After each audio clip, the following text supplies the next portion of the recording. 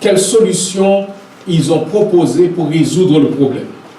Et dans le verset 3, il est dit, frères, choisissez parmi vous cet homme de qui l'on rende un bon témoignage, qui soit plein d'Esprit Saint et de sagesse, et que nous chargerons de cet emploi. Et nous continuerons à nous appliquer à la prière et au ministère de la parole.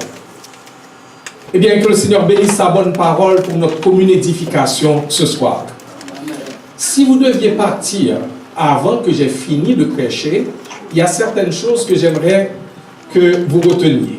Vous qui êtes là, mais aussi les diacres, j'espère que vous ne partirez pas, parce que c'est à cause de vous que nous sommes ici cet après-midi. Mais pour vous qui êtes là, j'aimerais que vous reteniez ceci. Une place pour chacun et chacun à sa place. Si vous pouvez écrire ça dans votre Bible quelque part, et toujours vous en rappeler, une place pour chacun et chacun à sa place.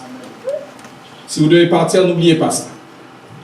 Mais pour les diacres, j'espère que vous ne partirez pas, il y a 3 choses que j'aimerais que vous reteniez. D'abord, c'est mon devoir de servir plutôt que de chercher à régner. C'est mon devoir de servir plutôt que de chercher à régner. Ainsi, vous direz, je servirai mon église locale plutôt que de chercher à dominer. La deuxième chose que j'aimerais que vous reteniez, c'est mon devoir de conserver l'unité de mon église locale plutôt que de diviser. Et la troisième chose, et je reviendrai sur ça dans la conclusion, c'est mon devoir de servir l'église locale en supportant le leadership de mes pasteurs. Je ne ferai jamais partie de l'opposition. Et je ne soutiendrai aucune mutinerie. Alors, nous parlons de ça. Et donc, si vous devez partir, vous rappelez-vous de ces choses-là, parce que nous allons nous en rappeler tout à l'heure. Le texte, il faut d'abord voir quelque chose qui est une conclusion, mais avec laquelle j'aimerais plutôt commencer. Regardons Actes chapitre 6, verset 7. Acte 6, verset 7. La parole de Dieu se répandait de plus en plus. Le nombre des disciples augmentait beaucoup à Jérusalem et une grande foule de sacrificateurs obéissait à la foi. Ça, c'est, je peux dire, des résultats. J'aimerais bien que les personnes qui seraient très contentes de voir la parole se répandre, la parole de Dieu se répand de plus en plus.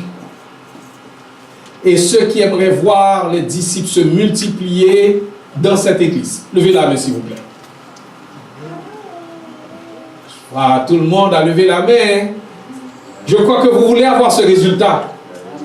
Eh bien, je dis amen à cela. Mais ce résultat est conditionné par certaines autres choses. Ça ne viendra pas tout seul. Ça ne viendra pas accidentellement.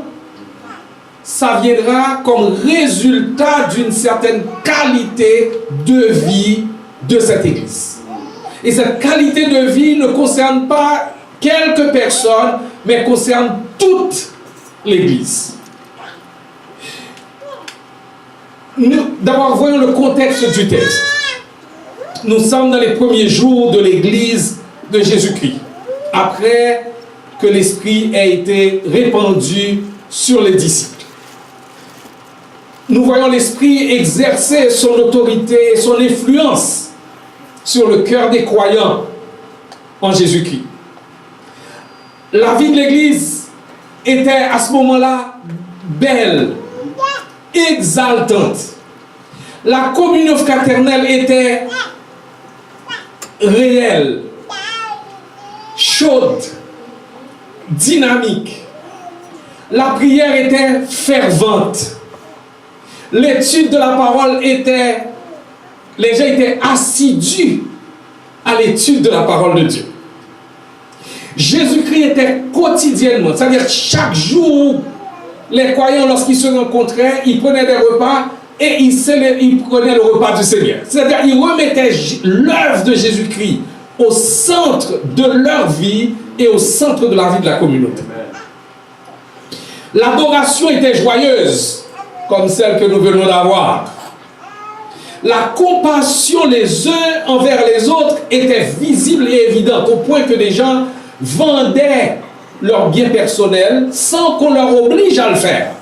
Mais parce qu'ils avaient de la compassion les uns pour les autres, eh bien, ils vendaient leurs biens et mettaient le produit à la disposition de l'Église pour satisfaire les besoins les uns des autres.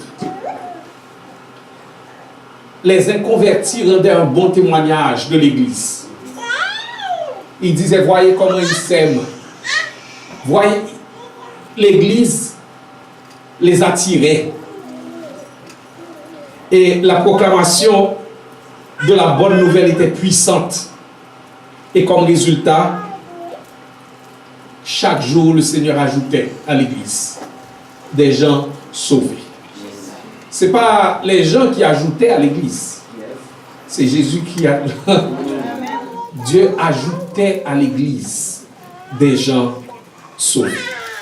Vous êtes tous d'accord avec moi que nous aimerions voir ça au centre de la foi? Amen. Alors, il semble qu'il y a quelques personnes seulement qui sont convaincues. Est-ce que l'Église aimerait voir ces résultats-là? Amen. Oui, nous voulons voir ces résultats. Nous voulons voir ces résultats et nous prions pour ces résultats. Nous désirons ça dans notre cœur pour que bientôt, Pasteur Jimmy m'appelle pour me dire, Pasteur Narcisse, nous sommes face à un beau problème. Nous n'avons pas de place pour mettre les disciples. Nous devons bouger parce que réellement le Seigneur est en train d'ajouter chaque jour à l'Église des hommes et des femmes sauvés. Et vous savez, ce scénario-là est très beau.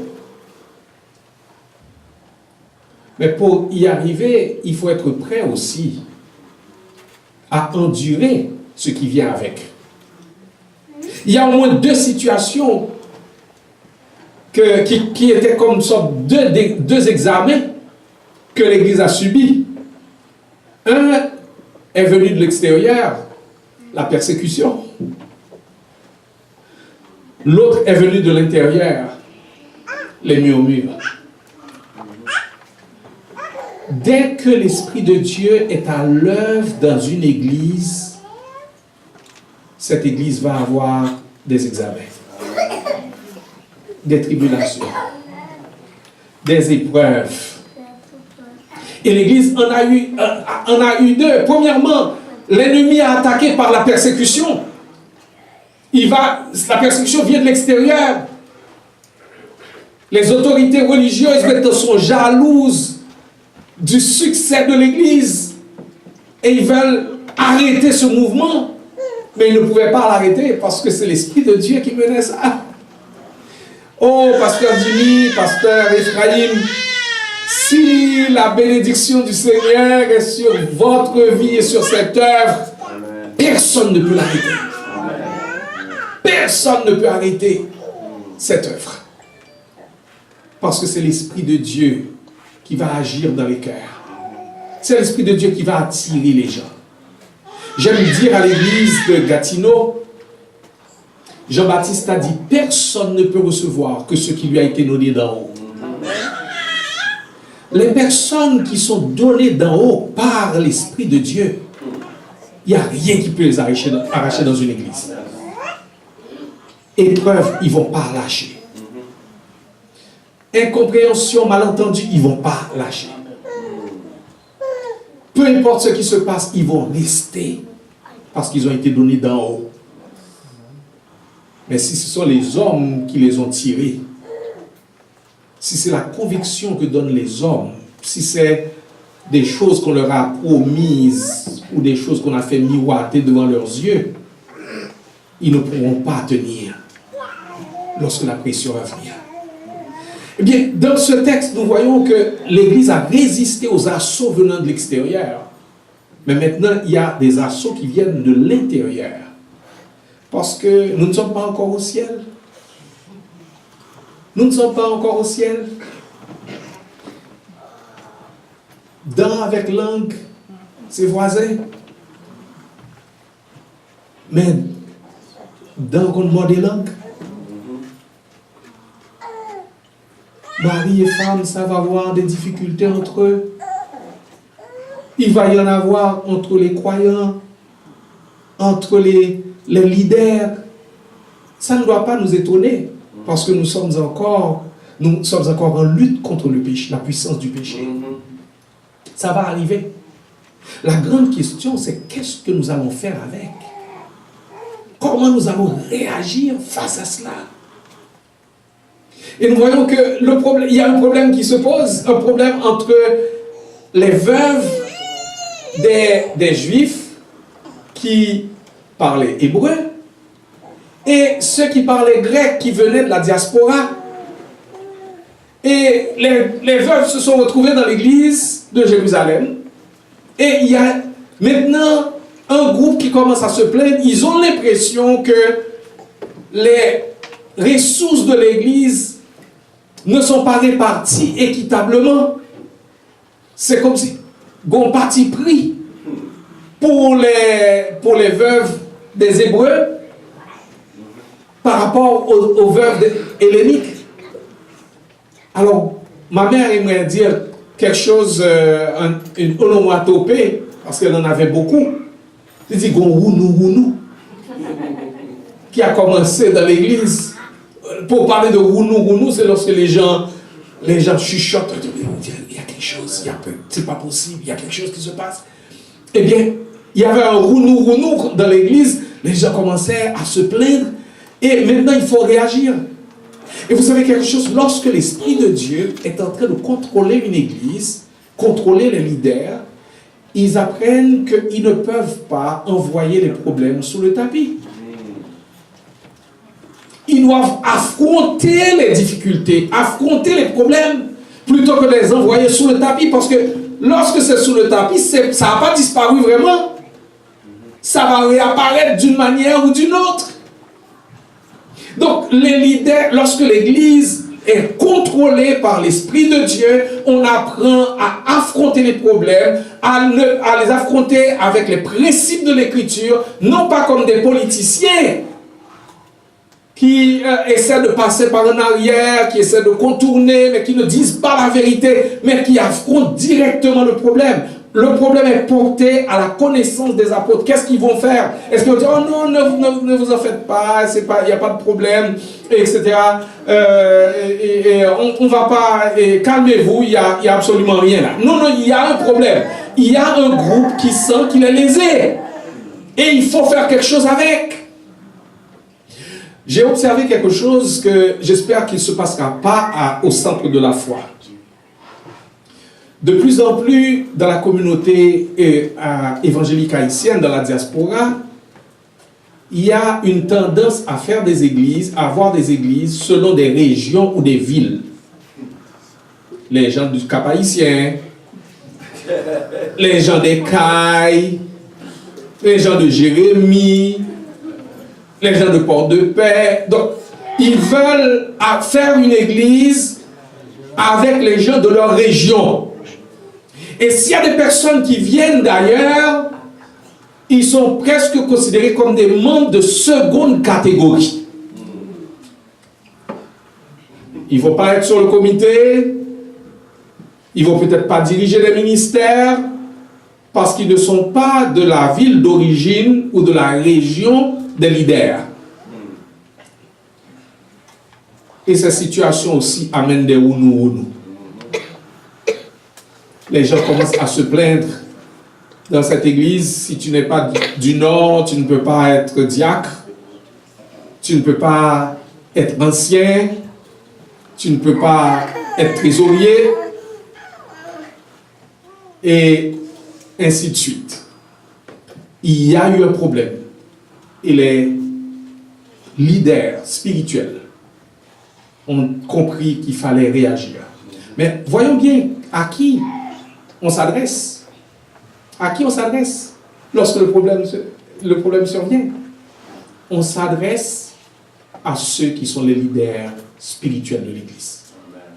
Dites avec moi, une place pour chacun et chacun à sa place. La majeure partie de nos églises ont des difficultés parce que chacun n'est pas à sa place. Ce n'est pas le fait que tu as servi l'Église pendant longtemps ou depuis le début que tu es nécessairement qualifié pour avoir certaines fonctions. Si Dieu ne t'a pas appelé pour être pasteur, c'est de la folie que de vouloir jouer le rôle de pasteur parce que tu n'as pas reçu les dons spirituels, l'appel spirituel, les capacités spirituelles pour exercer ce rôle. Si Dieu t'appelle à être second, c'est là que tu vas être efficace. Et dès que tu essayes de prendre le leadership, bien, ça va être le chaos. Le résultat que nous voyons